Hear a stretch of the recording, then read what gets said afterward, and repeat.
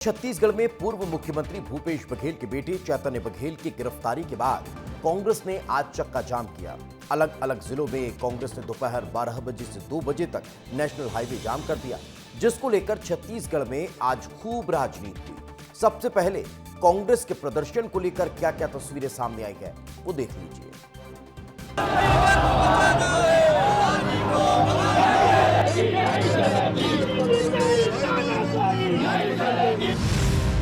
ED का action,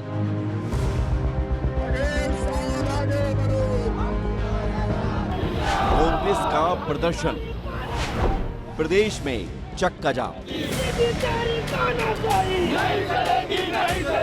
18 जुलाई को पूर्व सीएम भूपेश बघेल के बेटे चैतन्य बघेल को ईडी ने भिलाई से गिरफ्तार किया था, जिसको लेकर कांग्रेस ने एक बड़ी बैठक की थी और बैठक के बाद कांग्रेस ने प्रेस कॉन्फ्रेंस करके पूरे प्रदेश में चक्का जाम का ऐलान किया था, जिसके बाद कांग्रेस कार्यकर्ताओं ने प्रदेश भर में 2 घंटे तक चक्का जाम किया।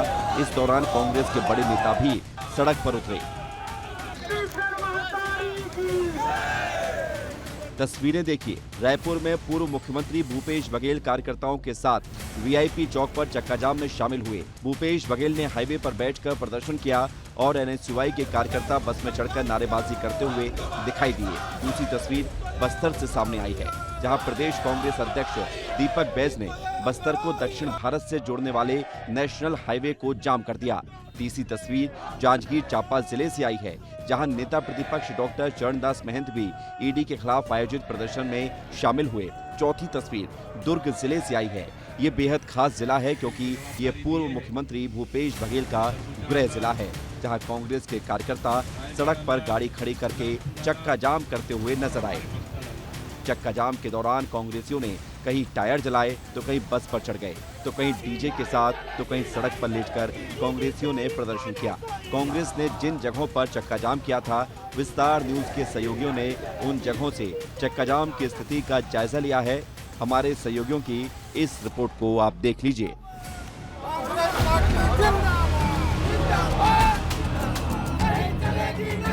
बहुत बड़ा प्रदर्शन आज कांग्रेस पार्टी कर रही है और ये देखिए, ये प्रदर्शन का आप तरीका देखिए कि बस पर जो है ये युवा कांग्रेस और एनएसयूआई के तमाम जो कार्यकर्ता और नेता है वो यहाँ पर चढ़ चुके हैं बस पर ही। विधानसभा में जो स्थगन प्रस्ताव स्वीकार क्यों नहीं किया? केदार कश्यप करते हैं, दूध का पानी पानी हो जाता।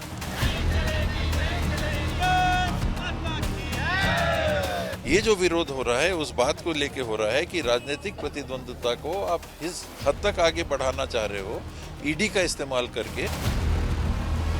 इस सड़क पे देखिए किस तरह से गाड़ी रखकर, नेशनल हाईवे पे गाड़ी रखकर रोड को जाम किया गया है।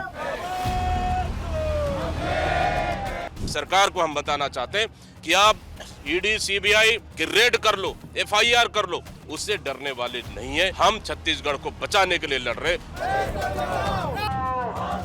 ये एक शुरुआत है, एक चेतावनी है। हम सब एकता के साथ ऐसे कार्रवाई का विरोध करते हैं।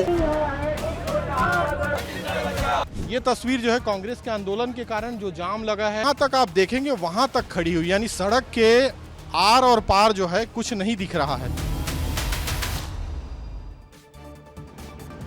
तो कांग्रेस के चक्का जाम पर बीजेपी शुरू से निशाना साध रही है और कांग्रेस पर जनता को परेशान करने का आरोप लगा रही है।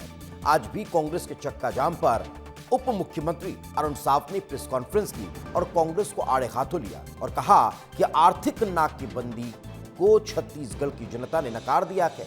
छत्तीसगढ़ की जनता भ्रष्टाचार की समर्थन नहीं करती है। इसके अलावा बीजेपी के बाकी नेताओं ने भी कांग्रेस के चक्का जाम पर जमकर निशाना साधा। क्या कह रहे हैं बीजेपी के नेता, आप भी सुन लीजिए।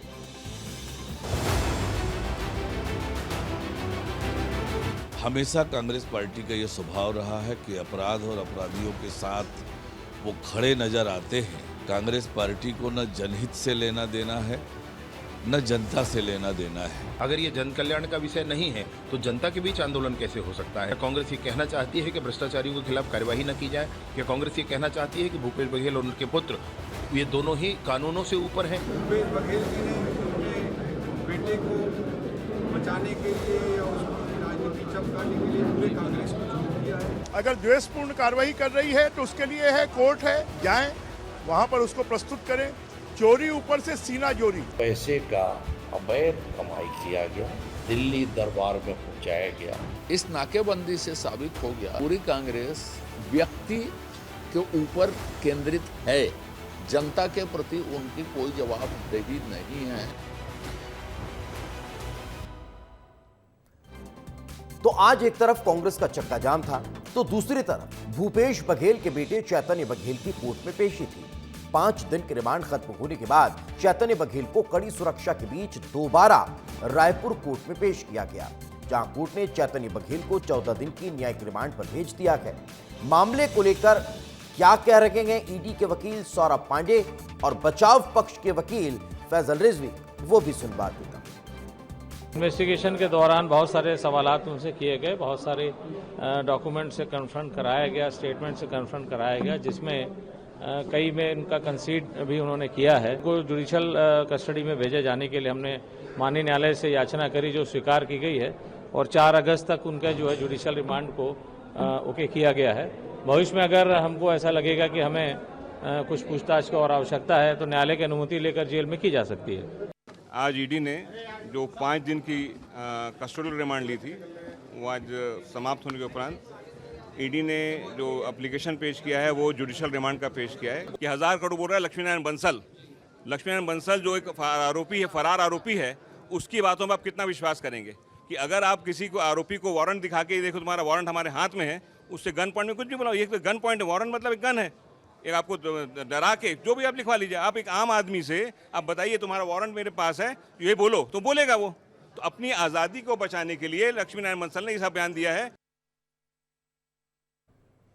तो ईडी के एक्शन और कांग्रेस के आज पूरे प्रदेश में हुए रिएक्शन की मैंने हर तस्वीर आपको दिखा दी, हर खबर आपको बता दी, लेकिन चलिए इससे जनता की परेशानी पर भी बात कर लेते हैं।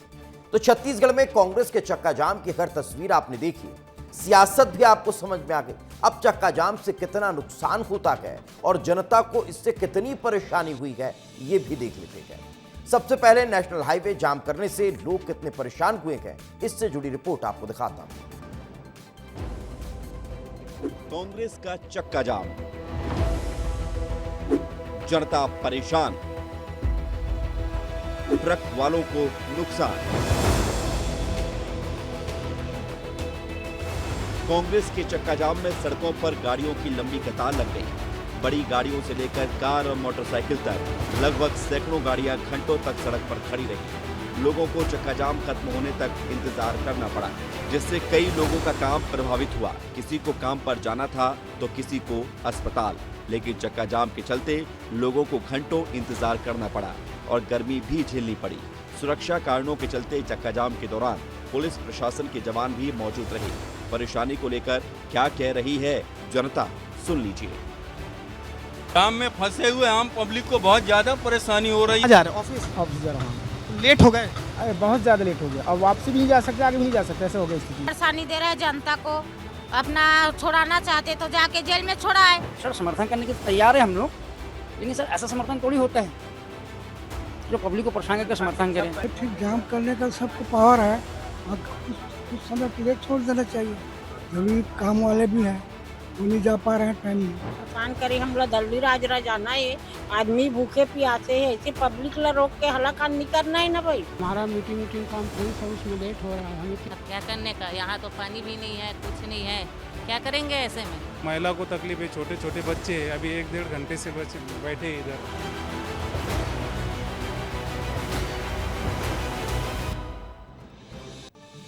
तो अब जनता को हो रही परेशानी तो आपको बता दी, लेकिन एक राज्य से दूसरे राज्य में सामान सप्लाई करने वाले ट्रक भी आज सड़क पर खड़े रहे। इससे ट्रक वाले कितने परेशान हुए हैं, ये भी जान लेते हैं। बस्तर से दक्षिण भारत का कनेक्शन कुछ देर के लिए भी बंद होता है तो बहुत नुकसान होता है। बस्तर में दक्षिण छत्तीसगढ़ को दक्षिण भारत से जोड़ने वाली नेशनल हाईवे पर कांग्रेस ने चक्का जाम कर दिया, जिसके चलते एशिया के सबसे बड़े ट्रक संगठन बस्तर परिवहन संघ को करोड़ों का नुकसान हुआ, क्योंकि बस्तर परिवहन संघ के पास कुल 2735 ट्रक हैं और हजारों ट्रक ड्राइवर का इससे रोजगार जुड़ा हुआ है। ऐसे में जब एक दिन ट्रक के पहिए थम जाते हैं तो लगभग 1.25 करोड़ रुपए का नुकसान होता है। इसी तरह कांग्रेस की आर्थिक नाकेबंदी का असर अंबिकापुर में भी देखने को मिला। अंबिकापुर से बनारस जाने वाली सड़क में कांग्रेस के नेताओं ने चक्का जाम किया। इसकी वजह से उत्तर प्रदेश और छत्तीसगढ़ के बीच की लाइफलाइन समझी जाने वाली अंबिकापुर बनारस रोड 2 घंटे तक प्रभावित रही। चक्का जाम से नुकसान को लेकर क्या कह रहे हैं ट्रक ड्राइवर और मालिक, सुन लीजिए। हर चीज में हम ही लोग खाली ट्रक वाले झेलते हैं और कोई नहीं झेलता। चक्का जाम से भैया बहुत समस्या आती है कि गाड़ियाँ हमारी जो है एक गाड़ी का एक दिन का 7,500 रुपया खर्चा आता है। हम लोग के पास 3-3, 4-4 गाड़ियाँ हैं। अब एक दिन में सोच लीजिए कि एक गाड़ी से 20,000, 30,000 रुपया नुकसान होता है। हमारे भी बीबी बच्चे हैं, बाल बच्चे हैं, तो अगर महीने में हम अगर ट्रिप मारेंगे तो हमको कुछ 2-4 रुपया बचेगा। अगर खड़े रहेंगे तो क्या हम लोग को बचेगा। ट्रांसपोर्टिंग का है, जो शहर में माल आता है, आज वो माल नहीं आ रहा। किसी को अगर एजेंटली कोई काम करना है उसका तो माल रुक गया ना, जहाँ चक्का जाम है वहीं रुक गया। यहाँ से जहाँ तक नज़र जाएगी सिर्फ ट्रक ही ट्रक खड़ी है लाइन से। इनके जेब पे असर पड़ता है और लोग ट्रक चलाकर अपनी रोजी रोटी चला रहे हैं, घर परिवार को पाल रहे हैं।